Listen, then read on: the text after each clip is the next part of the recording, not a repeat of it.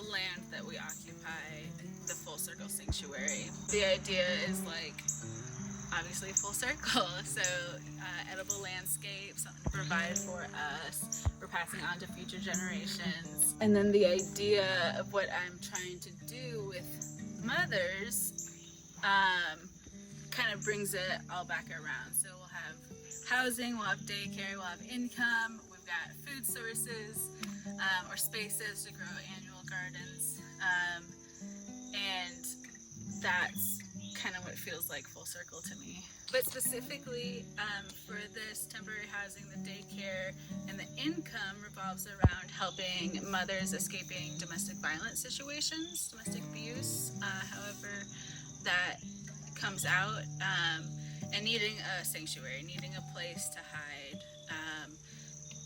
Most women getting out of that scenario have been so dependent for so long, so they have to rebuild their independence. And like, housing's important, income's important, but daycare during the hours that we're actually working is also equally important. Really excited about this treehouse. It's special to me because this is a cedar cabin that I bought thinking it'd be my forever home. And then some turn of event was like, we need to do something with this. Sanctuary is just a one-room cabin with a loft. It's got a fireplace. It was set up with porches that wrapped around it before I took it down, so I hope to include some cantilever porches. And I hope to make it homey. I'd like to make it as off-grid as possible. My idea of the most awesome daycare ever would be that one that is in the woods. Come on.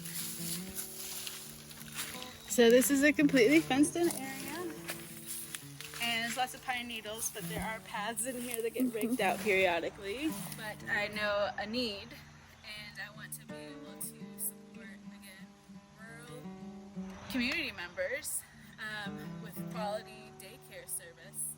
I'd like to see it 100% full-time outside. And then, you know, there's issues like weather can come into play.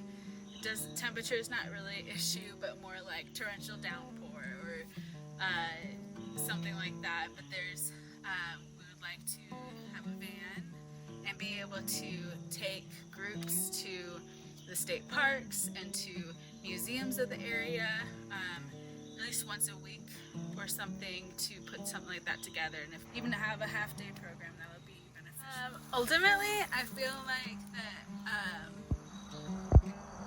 there are a lot of capable people here willing to help, but being in the middle of nowhere, money is always an issue, whether it's personal or trying to create something. So, I mean, I say that kind of jokingly, but also realistically, funds are necessary to make things happen. I think the forest school will be a little easier. I think that once we get numbers together, like, I feel that teachers are an extremely important part of society. They are literally raising our future. So, like, that is huge, and so I feel like they need to be paid well, and they need to be listened to, and they need to get time off when they need it, and that somebody else can come in. So we have ideas of kind of swapping out teachers here and there in order to provide them with the support that they need. So I'm hoping for it to be very well-rounded.